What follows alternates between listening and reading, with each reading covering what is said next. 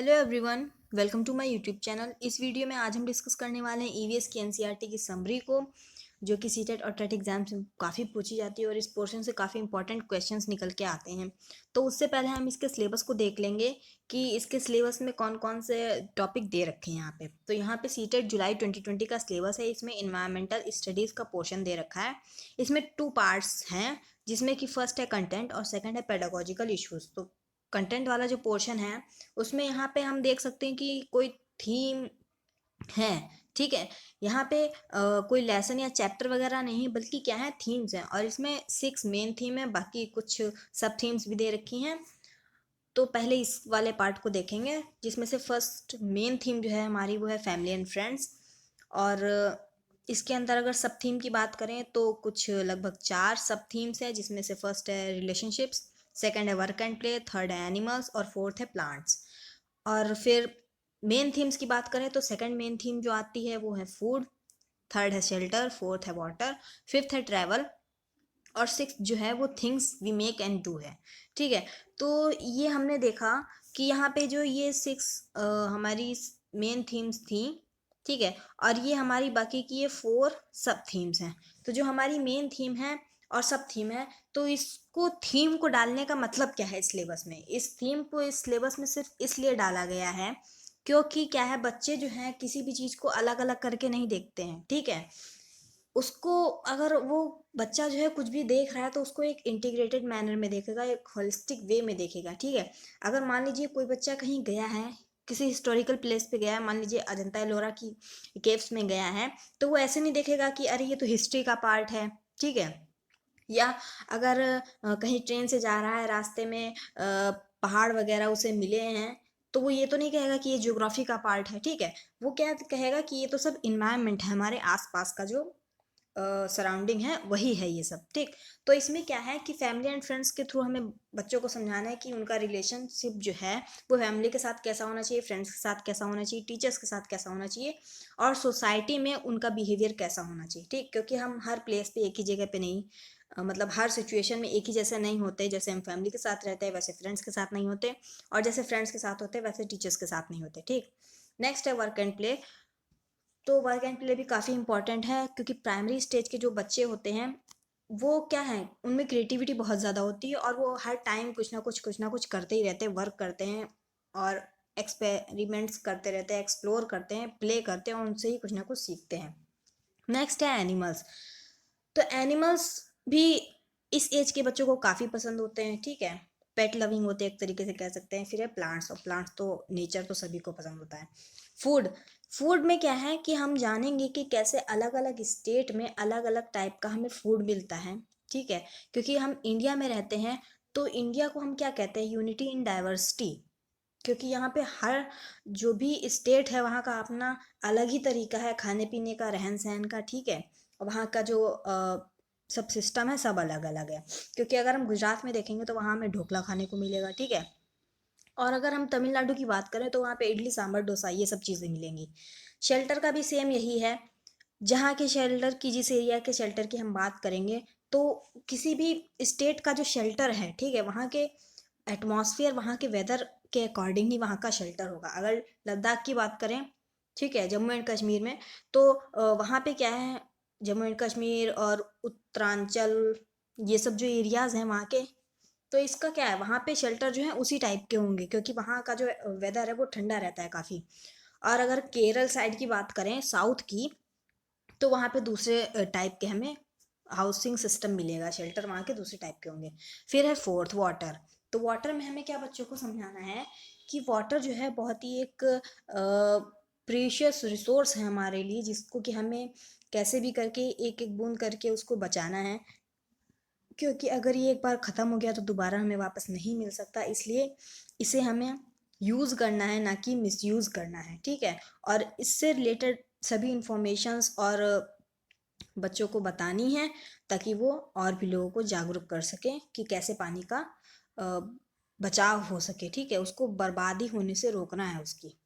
Next है travel. तो इसमें ट्रैवलिंग सिस्टम के बारे में भी बच्चे जानेंगे, कैसे हमें अगर एक प्लेस से दूसरी प्लेस पे जाना है तो हम किन किन ट्रैवलिंग सिस्टम का यूज़ कर सकते हैं। ठीक, फिर है things we make and do. ये हमारी लास्ट थीम है। तो इसमें हमने थीम्स को डिस्कस किया। अब देख लेते हैं पेडागोजिकल इश्यूज़ को। तो पेडागोजिकल इश्यूज़ में फर्स्ट है हमारा concept and scope of EVS, ठीक है।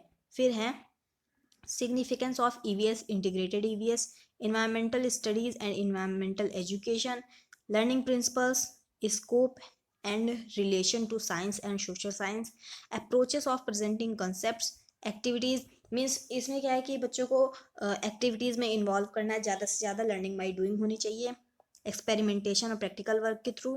फिर है डिस्कशन में बच्चों को इन्वॉल्व करना है, ग्रुप डिस्कशंस हैं और ग्रुप वर्क्स जो होते हैं उसमें। फिर है सीसी काफ़ी इंपॉर्टेंट है। इस सीसी को कहते हैं कॉन्टिन्यूस एंड कॉम्प्रिहेंसिव इवेल्युएशन। तो इसको भी हम आगे कुछ वीडियोज़ में डिस्कस करने वाले हैं। फिर है टीचिंग मटेरियल एड्स। तो टीचिंग मटेरियल्स एड्स के बारे में जानेंगे कि कितने टाइप्स के होते हैं, कैसे कैसे हम इनको कहाँ पे यूज़ कर सकते हैं। फिर है प्रॉब्लम्स के बारे में जानेंगे कि कौन कौन सी प्रॉब्लम्स को हमें फेस करना पड़ता है जब भी हम किसी भी सब्जेक्ट या किसी भी टॉपिक को पढ़ाते हैं, ठीक है। अब हम देख लेते हैं सिलेबस को, कि मतलब सिलेबस कौन सा, जो हमारी 4th और 5th क्लास की जो एनसीईआरटी की बुक है उसका सिलेबस देखेंगे, ठीक। और उसमें ये जो लगभग 27 चैप्टर्स दे रखे हैं, तो 27 चैप्टर्स के थ्रू हम हमारी ये जो 6 मेन थीम्स थी और जो सब थीम्स थी उनको हम डिस्कस करेंगे, ठीक। तो ये 27 चैप्टर्स हैं यहाँ पे, और इसमें से हम अपना फर्स्ट चैप्टर आज डिस्कस करने वाले हैं। 1 बाय 1 हम आगे के सभी वीडियोज़ में डिस्कस करेंगे, एक एक चैप्टर करके। तो आज का फर्स्ट चैप्टर हमारा है गोइंग टू स्कूल, और इसमें हम समझेंगे कि हमारी थीम जो थी ट्रैवल, उसको हम कवर करेंगे कि कैसे बच्चे जो हैं, जिन एरियाज़ में पानी भर जाता है तो उन एरियाज़ के जो बच्चे होते हैं किस ट्रैवल सिस्टम का यूज़ करके अपने स्कूल पहुंचते हैं, ठीक है। तो यहाँ पे सबसे पहले दे रखा है बैम्बू ब्रिज के बारे में बताया है यहाँ पे कि बैम्बू ब्रिज जो है वो आसाम में यूज़ होते हैं। और इसमें क्या है देख लेते हैं। It rains so much where we live, sometimes after the rain there is knee high water everywhere, but that does not stop us from getting to school. We hold our books in one hand and bamboo with the other. We quickly cross the bamboo rope bridge to reach school. Means ये जो bamboo रोप bridge है, bamboo रोप bridge, ठीक, इसका use होता है school जाने के लिए। कहाँ पे इसका स्कूल जाने के लिए कहाँ पे यूज़ होता है? आसाम में, ठीक है। तो बैम्बू रोप ब्रिज का यूज़ होता है आसाम में। याद रखिएगा कि ऐसे क्वेश्चन आ जाएगा कि बैम्बू ब्रिज का यूज़ बच्चे करते हैं स्कूल जाने के लिए। किस एरिया में यूज़ करते हैं? आसाम में, क्योंकि आसाम में जब कहीं पे पानी भर जाता है तो वहाँ पे क्या है, बैम्बू रोप ब्रिज का यूज़ करके बच्चे क्या है स्कूल जाते हैं, ठीक। अब नेक्स्ट पर चलते हैं। नेक्स्ट है यहाँ पे ट्रॉली की बात की गई है। तो ट्रॉली जो है हमारा, वो जो है ट्रॉली, ये कहाँ पे यूज़ होता है? लद्दाख में, ठीक। तो ट्रॉली कहाँ पे यूज़ होगा? लद्दाख में। और इसमें क्या है, ये ट्रॉली है जिसमें आप देख सकते हैं कि ट्रॉली जो है ये लद्दाख में यूज़ होता है। और इसमें क्या है, every day we have to cross the river to get school. The river is wide and deep, there is a strong iron rope across the river. On both the sides it is tied tightly with strong trees and rocks. There is a trolley attached with the rope. 4 or 5 of us sit in the trolley. A pulley helps the trolley to move across the river. We reach the other side of the river in the short time, ठीक। तो इसमें क्या है कि ये जो लद्दाख है, तो लद्दाख में क्या है कि ट्रॉली का यूज़ किया जाता है स्कूल जाने के लिए। और ये एक ट्रॉली है, ओपन वुडन बॉक्स है एक तरीके से कह सकते हैं, ठीक। और इसमें क्या है, एक टाइम में 4 से 5 बच्चे बैठकर जा सकते हैं, ठीक है। तो ट्रॉली कहाँ यूज़ होती है? लद्दाख में। नेक्स्ट है यहाँ पे लेट अस डू, मीन्स एक तरीके से एक्सपेरिमेंट करने के लिए दे रखा है बच्चों के लिए कि बच्चे करके सीखें, ठीक है, क्योंकि लर्निंग बाय डूइंग को हमें प्रमोट करना है इसलिए, और चाइल्ड सेंटर्ड अप्रोच को अपनाना है, ठीक। तो यहाँ पे फर्स्ट नंबर वाला जो लिखा है, फर्स्ट में क्या है कि बच्चा जो है वो कुएं से पानी निकाल रहा है, ठीक। और जो नेक्स्ट वाला है वो भी कुएं से पानी निकाल रहा है। डिफरेंस क्या है? डिफरेंस ये है कि ये जो है डायरेक्ट बकेट में रस्सी बांध करके पानी निकाल रहा है, और इसमें क्या है, ये एक पुली की हेल्प से पानी निकाल रहा है, ठीक। तो अब इसमें करके ये देखना है कि अगर हम इस वाले मेथड से पानी निकालेंगे तो ईजी पड़ेगा, या इस वाले मेथड से पानी निकालेंगे, मीन्स पुली का यूज़ करके पानी निकालेंगे तो ईजी पड़ेगा। तो यहाँ पे ये बच्ची क्या है कि उसको एक्सपेरिमेंट करके देख रही है, और वो क्या पाती है कि अगर हम पुली का यूज़ करते हैं, ठीक, तो अगर हम पुली का यूज़ करके किसी भी चीज़ को उठाते हैं, खींचते हैं, तो क्या है उसमें हमें लेस एनर्जी का यूज़ करना पड़ता है, और अगर हम डायरेक्ट उठाते हैं तो उसमें क्या है ज़्यादा एनर्जी कंज्यूम करेगा। तो अं- तो इसका मतलब क्या निकला, रिजल्ट क्या निकला कि हम पुली की मदद से अगर किसी चीज़ को खींचते हैं या निकालते हैं तो क्या है कि हमें ईजी पड़ता है। नेक्स्ट है सीमेंट ब्रिज की बात की गई। सीमेंट ब्रिज जो है वो कहाँ पे यूज़ होता है? सीमेंट ब्रिज जो है we often need to go across some water bodies, so we use bridges. These are made of cement bricks and iron rods. The bridge may also have steps. ठीक, तो cement bridge जो है वो कहाँ पे use होता है? जहाँ पे नॉर्मल वाटर बॉडीज होती हैं, नॉर्मल लिविंग एरियाज में, वहाँ पे सीमेंट ब्रिज का यूज़ होता है, क्योंकि वहाँ पे और कुछ तो नहीं हो सकता ना, और पानी भरेगा ही भरेगा। तो क्या है कि सीमेंट ब्रिज एक बना दिया जाता है, या फिर आयरन रॉड का ब्रिज भी बना दिया जाता है, और वो जो है उसी का यूज़ करके पार करते हैं उस वाटर बॉडी को। ठीक है, नेक्स्ट है, ये बीच बीच में ये क्वेश्चंस दे रखे हैं, इसमें इतना कुछ इंपॉर्टेंट है नहीं जिसको हम डिस्कस करें, तो हम सिर्फ इम्पॉर्टेंट को डिस्कस कर रहे हैं, क्योंकि एग्ज़ाम ओरिएंटेड पढ़ना चाहिए, और पहले एग्ज़ाम क्रैक कर लेते, बाकी सारा तो हम बाद में भी पढ़ लेंगे। अगर आप चाहें तो इसको जो है अपनी प्रैक्टिस के लिए, खुद की प्रैक्टिस के लिए आप खुद से सॉल्व कर सकते हैं। अब देख लेते हैं नेक्स्ट क्या है, वेलम। तो वेलम क्या है? वेलम है एक स्मॉल वुडन बोट है वेलम। ठीक, वेलम जो है स्मॉल वुडन बोट है, जो कि स्कूल जाने के लिए यूज़ होती है। कहाँ पे? केरल में। केरल के कुछ पार्ट्स है जहाँ पे पानी वगैरह भर जाता है या पाया जाता है, तो वहाँ पे वेलम नाम की ये जो स्मॉल वुडन बोट है इसका यूज़ किया जाता है स्कूल जाने के लिए। ठीक, अब नेक्स्ट की बात कर लेते हैं, कैमल कार्ट। कैमल कार्ट कहाँ पे यूज़ होगा? राजस्थान में। ठीक, कार्ट मीन्स तो हम कह सकते हैं कि एक गाड़ी। ठीक, और कैमल कार्ट का मतलब क्या हो गया? एक ऐसी गाड़ी जिसमें ऊँट लगा हो। ठीक, और अगर हम यूपी में देखें तो यूपी में भी ऐसा कुछ चलता है, इससे मिलता जुलता। इसमें क्या है, कैमल की जगह यूपी में कैमल की जगह पे हॉर्स होता है, तो उसको क्या, तांगा कहते हैं। ठीक, इसको भी तांगा कह सकते हैं, लेकिन इसमें क्या है कि कैमल लगा है तो इसको कैमल कार्ट कहेंगे। ये राजस्थान में चलता है। इसमें लिखा है कि we live in desert, there is sand all around, it gets very hot in the day, we ride in a camel cart to reach the school. तो इसमें राजस्थान के बच्चे क्या करते हैं कि वहाँ कैमल कार्ट का यूज़ करके अपने स्कूल जाते हैं, क्योंकि वहाँ हर तरफ रेती रेत होती है और कैमल भी बहुत ज़्यादा वहाँ पे पाए जाते हैं, इसीलिए इसका यूज़ किया जाता है as a travel system. Next है बुलक कार्ट। तो बुलक कार्ट को क्या कहते हैं? बैलगाड़ी। बैलगाड़ी कहाँ यूज़ होती है? हमारी विलेज के जो प्लेन एरियाज होते हैं वहाँ बैलगाड़ी का यूज़ करते हैं। ठीक, कार्ट मीन्स गाड़ी, और बुलक मीन्स बुल। बुल जो होता है वो मीन्स बैल, और ऐसी गाड़ी जिसमें बैल लगे हों तो हो गया बैलगाड़ी। ठीक, और विलेज इन प्लेन्स में यूज़ होता है ये क्वेश्चन है, आप खुद से कर सकते हैं अपनी प्रैक्टिस के लिए। नेक्स्ट है बाइसिकल राइड। बाइसिकल राइड में क्या है? We ride our bicycles on the long road to school. At first, girls here did not go to school because it was too far, but now groups of 7 or 8 girls easily ride even through the difficult roads. तो एक तरीके से कह सकते हैं कि bicycle ने बहुत अच्छी अपॉर्चुनिटी दी है उन एरियाज़ की गर्ल्स को जहाँ पे क्या होता था कि स्कूल बहुत दूर है, तो स्कूल दूर होने की वजह से लड़कियों को स्कूल नहीं भेजा जाता था।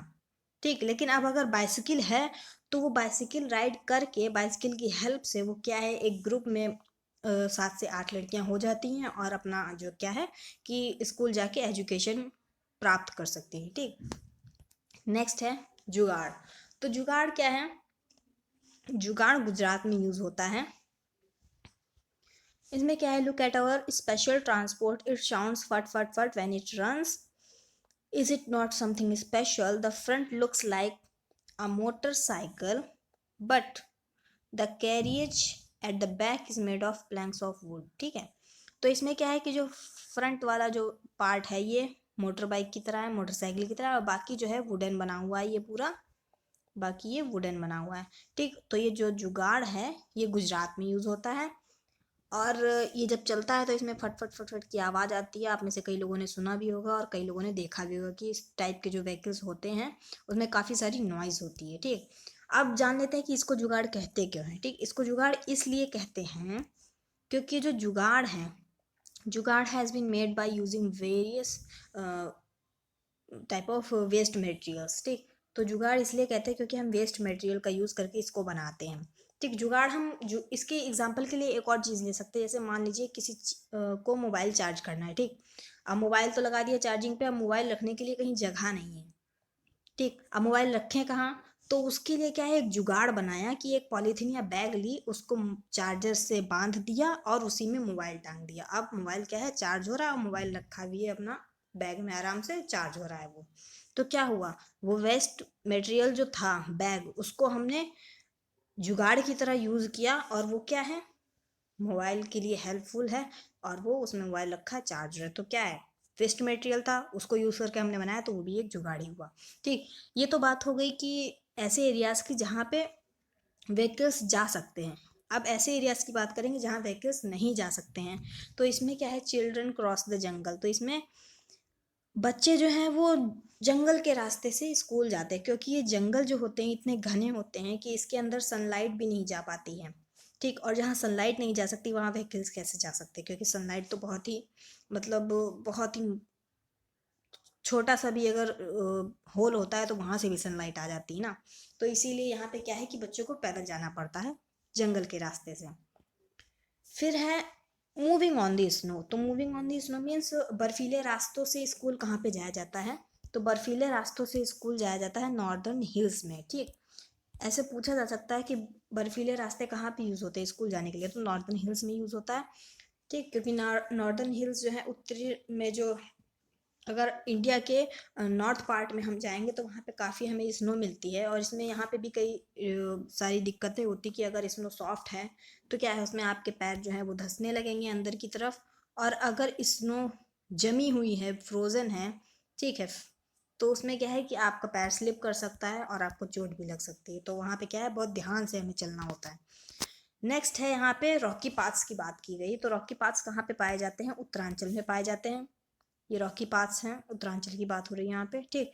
तो रॉकी पास में जो भी पहाड़ी इलाका होता है, उत्तरांचल है, ठीक, वहाँ पे तो उसमें क्या है कि जो पथरीले रास्ते होते हैं रॉकी पास, उनका यूज़ करके बच्चे स्कूल जाते हैं, क्योंकि वहाँ पे रहना ही बहुत डिफ़िकल्ट होता है। और वहाँ पे जो कंस्ट्रक्शन वर्क है, अगर कुछ रोड वगैरह बनानी है तो उसमें भी काफ़ी सारी दिक्कतें आती हैं। तो इसलिए क्या है कि पथरीले रास्तों से ही बच्चों को स्कूल जाना होता है। नेक्स्ट ये क्वेश्चंस हैं आपकी प्रैक्टिस के लिए। फिर अब आता है फ्रॉम चिल्ड्रंस पेन। तो इसमें क्या है, नो पनिशमेंट की बात की गई है। यहाँ पे देख सकते हैं कि कई सारे टाइप के पनिशमेंट दे रखे हैं कि अगर फेल हो गए टेस्ट में 30 रूल्स हैं, होमवर्क नहीं किया तो 8 रूल्स हैं उसके लिए, अगर टीचर क्लास के बाहर है, आप क्लास में मस्ती कर रहे हैं, शोर मचा रहे हैं, तो उसके लिए अलग रूल है, ठीक। तो काफ़ी सारे पनिशमेंट की बात हुई है। तो यहाँ पे हमें करना क्या है कि नो पनिशमेंट मीन्स क्या है कि बच्चों को पनिशमेंट नहीं देना है, ठीक। तो इसमें क्या है, नेक्स्ट यहाँ पे फॉर द टीचर है, इसको देख लेते हैं फिर समझते हैं। The purpose behind giving this column is to totally discourage punishment in schools, discuss this issue sensitively in the class, encourage the students for self discipline. तो इसमें हमें क्या करना है कि बच्चों को सेल्फ डिसिप्लिन के लिए प्रमोट करना है, इनकरेज करना है, और पनिशमेंट को बिल्कुल ही डिस्करेज करना है। क्यों करना है, क्योंकि एनसीएफ ने भी इसको काफ़ी माना है कि बच्चों को क्या है, उनके अकॉर्डिंग हमें पढ़ाना चाहिए और चाइल्ड सेंटर्ड अप्रोच अपनानी चाहिए, ना कि टीचर सेंटर्ड। पहले क्या होता था कि टीचर सेंटर्ड अप्रोच होती थी और टीचर का जैसा मन होता था वो बच्चों को वैसा ही पढ़ाता था, ठीक। लेकिन अब क्या है कि अब हमें बच्चों को बच्चों के ही मन मुताबिक उन्हें पढ़ाना होगा, ठीक। और उनके मन मुताबिक ही हमें पढ़ाना चाहिए, तभी वो अच्छे से फ्लरिश कर पाएंगे, ठीक है। तो इसमें क्या है कि एनसीएफ ने काफ़ी इसका सपोर्ट किया है कि लर्निंग बाय डूइंग होनी चाहिए, ठीक। कॉन्टेक्चुअल लर्निंग बच्चों को देनी है, एक्सपेरिमेंट्स के थ्रू बच्चों को सिखाना है, कुछ नया करना है। और क्या है, पनिशमेंट को बिल्कुल ही डिस्करेज करना है, नो पनिशमेंट होनी चाहिए, ठीक। और ये तो हो गया हमारा आज का चैप्टर।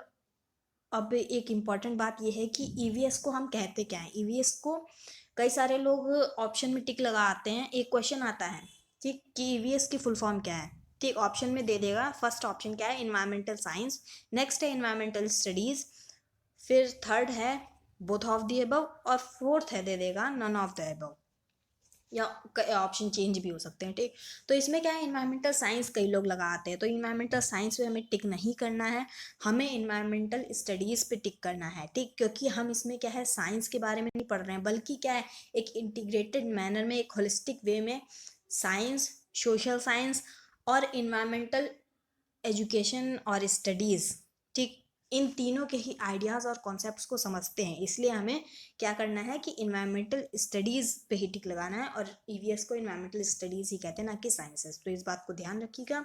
तो आज की वीडियो के लिए इतना ही था। अगर आपको वीडियो ये पसंद आया हो और आपको अच्छा लगा हो तो इस वीडियो को ज़रूर लाइक करें, साथ ही साथ शेयर करें जितना हो सके, ठीक है। और कमेंट सेक्शन में ज़रूर बताइएगा अपने विचार एवं सुझावों को कि आपको ये वीडियो कैसी लगी, और अगर आपके फिर भी कोई डाउट्स रह गए हों तो उनको आप कमेंट सेक्शन में पूछ सकते हैं। अगर आपने अभी तक मेरे चैनल को सब्सक्राइब नहीं किया है तो जल्दी से मेरे चैनल को सब्सक्राइब कर लीजिए और बेल आइकन को भी प्रेस कर लीजिएगा, ताकि आगे आने वाली सभी एजुकेशनल वीडियोस का अपडेट नोटिफिकेशन आप तक पहुंच जाए, ठीक। और इसके साथ साथ हमने सीडीपी, इंग्लिश पेडागोजी और एसएसटी के भी कई सारे टॉपिक्स को डिस्कस किया। अगर आपने उनको अभी तक नहीं देखा है तो वो आप मेरे चैनल पर जाके देख सकते हैं। वो आपके टीचिंग एग्जाम्स के लिए काफ़ी हेल्पफुल होने वाली हैं। And all the very best.